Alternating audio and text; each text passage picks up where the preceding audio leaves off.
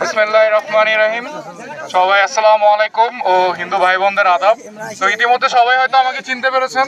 আমি আপনাদের অঞ্চলের অধ্যক্ষ আসাদুল হাবিব দুলু, তার বড় সন্তান আহনাফ হাবিব ইন্তিসার।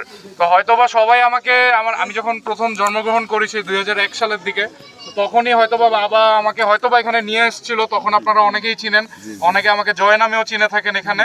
তো আমি সেই ছেলে। আসলে এত বছর আমাদের এখানেও আসাও হয় নাই, যেহেতু কখনো নির্বাচনের আমরা কোনো সুযোগ পাই নাই। তো 17 বছর পর আমরা এরকম একটা নির্বাচনের দিকে সবাই এগিয়ে যাচ্ছি, যেখানে সবাই আমরা অংশগ্রহণ করতে পারতেছি। তো ইনশাল্লাহ আমরা সবাই চেষ্টা করবো যাতে সবাই একসাথে যে আমরা এবার ভোটটা দিতে পারি। সবাই রাজি আছে কিনা? তাহলে ইলেকশনের ডেটটা কবে? 12 তারিখ। তো বছরে অনেক মাসের আছে, কোন মাস?